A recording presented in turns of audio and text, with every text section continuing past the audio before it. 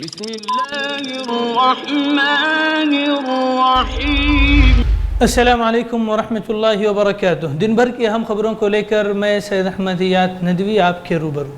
آج کے خبرنامے میں دیکھیے کہ ہم لوگوں کو مار کر ان کو معاوضہ دے کر یہ کہہ سکتے ہیں کہ ہمارا کام پورا ہو گیا۔ مدراس ہائی کورٹ کا انتہائی سخت تبصرہ۔ گپکار کنگ کو مہمان بنانا حکومت کی مجبوری یا وقت کی ضرورت؟ صحافت کی آزادی نظر انداز، دیوار کے 2 صحافیوں کے خلاف مقدمہ دائر۔ مرکزی وزیر برائے اطلاعات و نشریات روی شنکر پرساد کا ٹویٹر اکاؤنٹ 1 گھنٹے کے لیے معطل، ٹویٹر نے دی وضاحت۔ اس کے ساتھ ہی دیکھیے آج کی اہم عالمی خبریں آج کے خبرنامے میں۔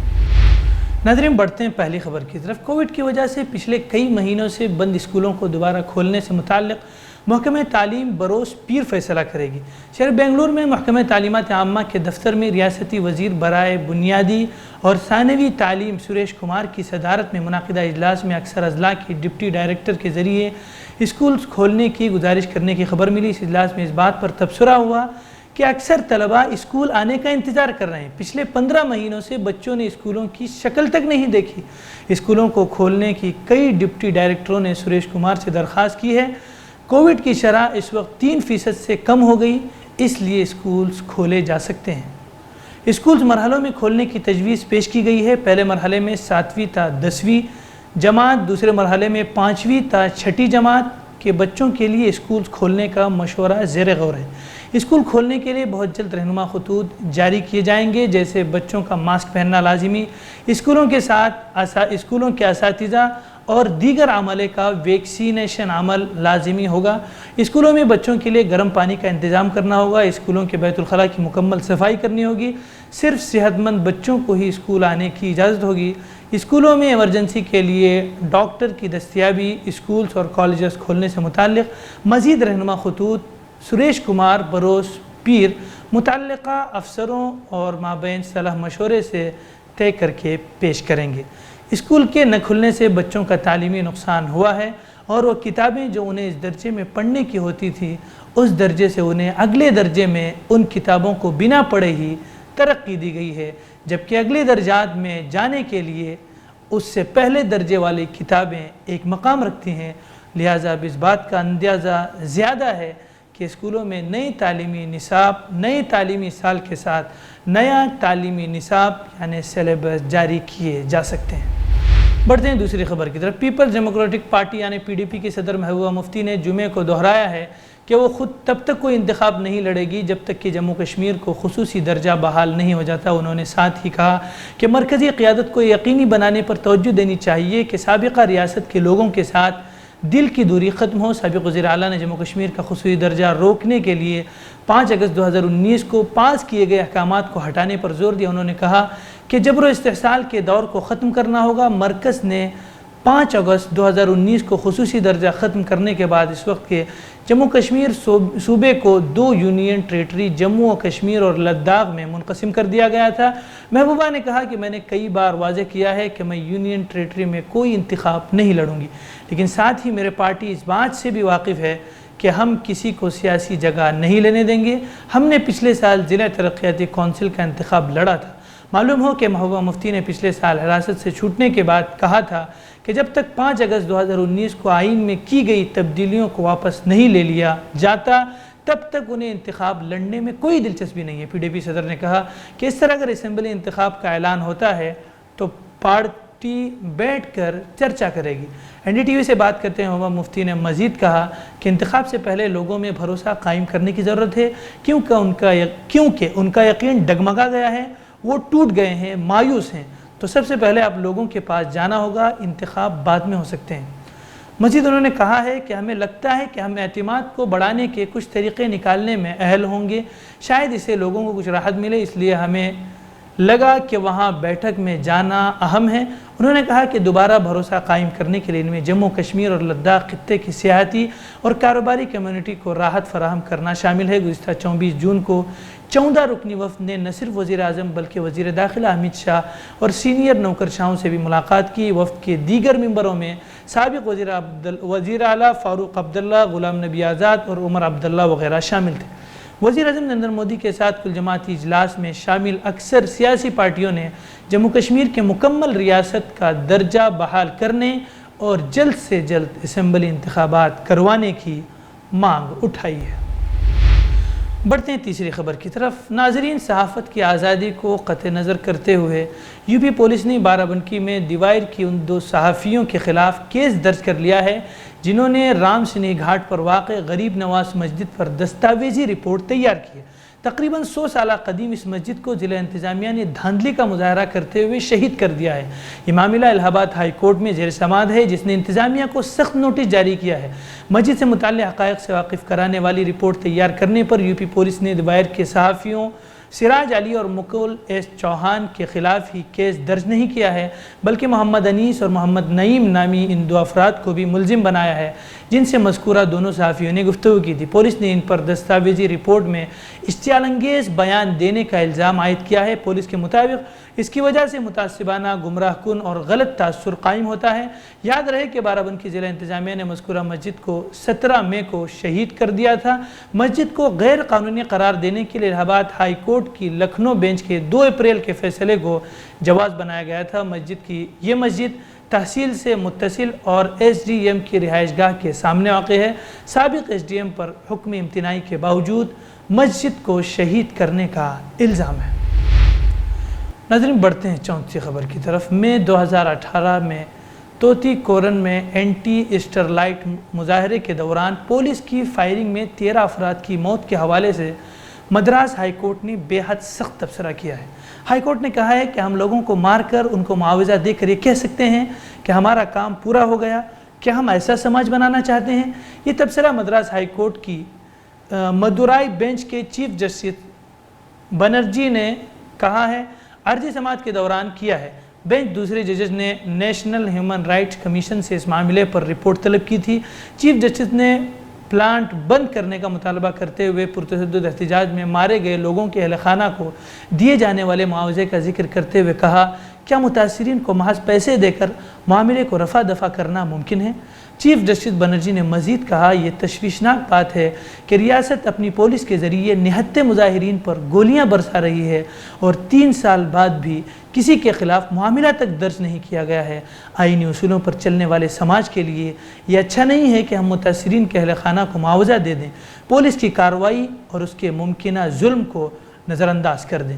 حالانکہ انہوں نے یہ بھی کہا ہے، حقائق سامنے آنے سے پہلے ابھی کسی نتیجے پر پہنچنا صحیح نہیں ہوگا، لیکن یہ ضروری ہے کہ حقیقت سامنے آئے اور اسے عوامی کیا جائے۔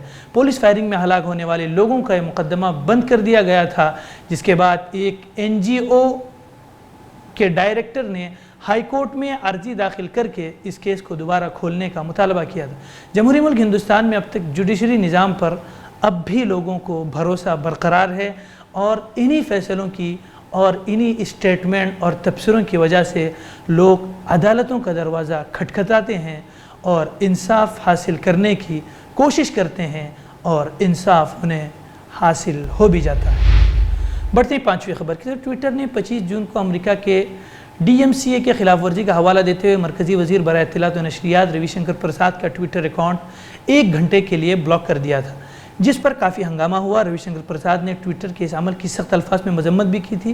اب اس تعلق سے ٹویٹر کا رد عمل بھی سامنے آیا ہے اور اس نے بتایا ہے کہ روی شنکر پرساد کے کس ٹویٹ نے DMCA کی خلاف ورزی کی اور ان کا ٹویٹر اکاؤنٹ 1 گھنٹے کے لیے بلاک کیا گیا۔ ٹویٹر نے سونی میوزک انٹرٹینمنٹ کمپنی سے AR رحمان کے مشہور گانا ماں تجھے سلام پر کاپی رائٹ شکایت ملنے کا دعویٰ کیا ہے۔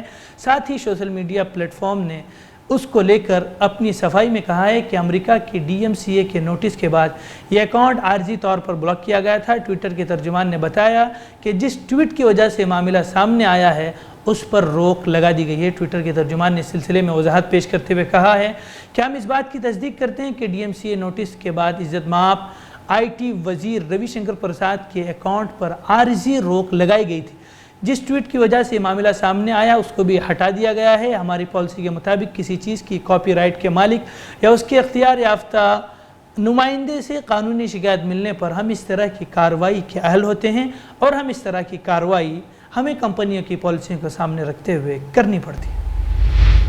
ناظرین بڑھتے ہیں چھٹی خبر کی طرف۔ دہلی بارڈرز پر متنازع زرعی قوانین کے خلاف کسانوں کا دھرنا مظاہرہ جاری ہے اور آج 26 جون اس کے 7 ماہ مکمل ہو گئے۔ اس موقع پر سنیت کسان مورچے نے مختلف ریاستوں میں راج بھون مارچ کرنے کا اعلان کیا تھا اور کھیتی بچاؤ جمہوریت بچاؤ دیوس کی شکل میں منانے کا فیصلہ کیا تھا، جس کے پیش نظر راجدھانی دہلی، پنجاب، ہریانہ وغیرہ ریاستوں میں کسان مظاہرین سڑکوں پر نکلے۔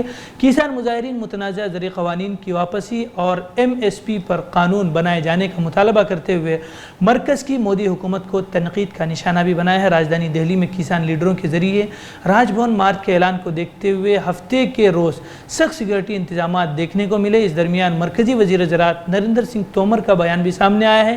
کسانوں کے مظاہرے کو دیکھتے ہوئے انہوں نے میڈیا سے کہا ہے کہ میں سبھی کسان یونین کے لوگوں کو کہنا چاہتا ہوں کہ ان کو اپنی تحریک ختم کرنی چاہیے۔ حکومت ہند قانون کے کسی بھی انتظام پر بات کرنے کے لیے تیار ہے اور اس میں اصلاح کے لیے بھی تیار ہے۔ نریندر تومر نے بھی کہا ہے کہ کسانوں کے ساتھ 11 دور کی بات چیت ہو چکی ہے اور آگے بھی وہ ان کی بات سننے یا مذاکرے کے لیے تیار ہیں۔ آپ کو بتا دیں کہ 11 دور کی بات چیت اس سال جنوری میں ہوئی تھی، جس کے بعد سے اب تک یعنی مکمل 5 ماہ بعد مرکز وزیر زراعت کا یہ نرم بیان سامنے آیا ہے۔ امید ہے کہ اس بار کسانوں کی یہ تحریک کو کامیابی سے ہمکنار ہو کر اپنا حق حاصل کر کے ہی لوٹے گی، ورنہ دیکھنا یہ بھی دلچسپ ہوگا کہ اگر انہیں ان کا حق حاصل نہیں ہوتا تو کیا کسان تحریکیں اپنا مارچ اپنا مظاہرہ جاری رکھتی ہیں یا یہ مظاہرے بھی دم توڑنے لگیں گے۔ بڑھتے ہیں 7ویں خبر کی طرف۔ دوسری طرف مرکزی حکومت کے زرعی قوانین کے خلاف کسانوں کی تحریک کو 7 مہینے پورے ہونے کے موقع پر کانگریس نے بھی اپنی روٹیاں سینکتے ہوئے کہا ہے کہ مودی حکومت 7 سالوں سے کسانوں کے حقوق پامال کر رہی ہے اور گزشتہ 7 مہینے میں تو اس نے ظلم و ستم کی تمام حدود پار کر دی ہیں۔ کانگریس کے ترجمان رندیپ سنگھ سرجیوالا نے ایک پریس بیان جاری کرتے ہوئے کہا ہے کہ دنیا کے کسی بھی ملک میں آج تک بے رحم حکومت کا اتنا ظلم و ستم نہیں دیکھا گیا جتنا مودی حکومت کی طرف سے گزشتہ 7 مہینوں میں دیکھا گیا ہے۔ کسانوں کے ساتھ لگاتار کیا جا رہا ہے۔ انہوں نے کہا ہے کہ کبھی کسانوں پر لاٹھی برسائی جاتی ہے، کبھی آنسو گیس کے گولے داغے جاتے ہیں اور کبھی ان کے راستوں پر کیل اور کانٹے بچھائے جاتے ہیں۔ سرجیوالا نے کہا انڈین نیشنل کانگریس پورے عزم اور مضبوطی کے ساتھ ملک کے کسان بھائیوں کے ساتھ کھڑی ہے اور آج ہونے والے کسانوں کے پرامن مظاہرے کی پرزور حمایت کرتی ہے۔ سرجیوالا نے کسانوں کو ستائے جانے کے ساتھ ثبوت بھی پیش کیے۔ ناظرین وقت ہے عالمی خبروں کا۔ صدر جو بائیڈن نے اعلیٰ افغان قیادت کو یقین دہانی کرائی ہے کہ امریکہ ان کے ملک کی مدد جاری رکھے گا۔ افغان صدر اشرف غنی اور مسارتی کونسل صدر عبداللہ نے گزشتہ روز وائٹ ہاؤس میں بائیڈن سے ملاقات کی۔ امریکی صدر نے افغان قیادت سے کہا ہے کہ امریکہ کی طویل ترین جنگ سمیٹنے کا وقت آن پہنچا ہے۔ غنی اور عبداللہ نے پینٹاگون میں امریکی وزیر دفاع لائٹ آسٹن سے بھی ملاقات کی اور کئی سینئر سے بھی ملاقات کی۔ رواں سال ستمبر تک افغانستان سے تمام غیر ملکی فوجی دستوں کا انخلا مکمل ہو جائے گا۔ طالبان نے اپنے حملے بڑھا دیے ہیں اور غیر ملکی افواج کے انخلا کے بعد سلامتی کے صورتحال کے حوالے سے خدشات پائے جاتے ہیں۔ وہ عالم اسلام کی دوسری خبر یہ ہے کہ امریکہ میں سابق پولیس افسر ڈیرک شاون کو 22.5 سال قید کی سزا سنا دی گئی ہے۔ انہیں سیاہ فام امریکی شہری جارج فلوئڈ کے خلاف طاقت کے بیجا استعمال اور ان کی ہلاکت کی وجہ سے یہ سزا سنائی گئی ہے۔ سابق پولیس افسر پر اپنے اختیارات کے ناجائز استعمال کے الزامات پہلے بھی لگ چکے ہیں مگر ان پر کوئی کارروائی نہیں کی گئی تھی۔ جمعے کو جب مینا پولیس کی ایک عدالت میں انہیں یہ سزا سنائی گئی تو شاون نے اپنے مختصر بیان میں فلوئڈ کے اہل خانہ سے تعزیت کی۔ گزشتہ برس 25 مئی کو پیش آنے والے اس واقعے کے بعد پولیس کی متنازعہ کارروائیوں کے خلاف امریکہ بھر میں احتجاجی مظاہرے پھوٹ پڑے تھے۔ طالبان نے کہا ہے کہ اگر امریکی فوجی افغانستان سے واپس نہ گئے تو رد عمل دینے کا حق محفوظ رکھتے ہیں۔ قطر کے نشریاتی ادارے الجزیرہ سے بات چیت کرتے ہوئے ترجمان طالبان سہیل شاہین نے کہا ہے کہ اگر 11 ستمبر 2021 تک امریکی فوجی افغانستان سے واپس نہیں جاتے تو یہ دوحہ میں ہونے والے امن معاہدے کی خلاف ورزی ہوگی جس پر طالبان جنگجو سخت رد عمل دینے کا حق رکھتے ہیں۔ ایک روز قبل عالمی خبر رساں ادارے ایسوسیٹ پریس نیوز ایجنسی سے بات کرتے ہوئے امریکی عہدیداروں نے بتایا تھا کہ افغانستان میں امریکی سفارتی عملے کی حفاظت کے لیے 650 فوجی اہلکار موجود رہیں گے جبکہ باقی ماندہ فوجی اہلکاروں رواں برس 11 ستمبر تک واپس لوٹ آئیں گے۔ واضح رہے کہ گزشتہ برس 29 فروری کو امریکہ اور افغان طالبان کے درمیان دوحہ میں امن معاہدہ طے پایا تھا جس کے تحت امریکہ سمیت تمام غیر ملکی فوجی افغانستان سے واپس چلے جائیں گے اور اس دوران طالبان ان پر حملہ نہیں کریں گے۔ ہمارے مزید پروگرام دیکھنے کے لیے آپ ہمارے یوٹیوب چینل کا رخ کریں۔ اگر آپ مضامین پڑھنا چاہتے ہیں تو آپ ہمارے ویب سائٹ www.fikrokhbar.com کا رخ کر سکتے ہیں اور پڑھ سکتے ہیں تازہ ترین تبصرے۔ فی الحال خبرنامے میں اتنا ہی، ہمیں دیجیے اجازت، اور ہاں ضرور بتائیے کمنٹس میں کیا آپ کو ہمارا پروگرام کیسا لگتا ہے اور اس پر آپ اپنے کس طرح کے خیالات کا اظہار کرنا چاہتے ہیں۔ ضرور آپ کے کمنٹ کا انتظار رہے گا۔ کمنٹ باکس آپ کے لیے کھلا ہوا ہے۔ والسلام علیکم ورحمۃ اللہ وبرکاتہ۔ ہم سے جڑے رہنے کے لیے ہمارے چینل فکر و خبر ٹی وی کو سبسکرائب کریں، ویڈیو کو لائک اور شیئر کریں۔ مزید خبروں کے لیے لاگ ان کریں فکروخبر.com۔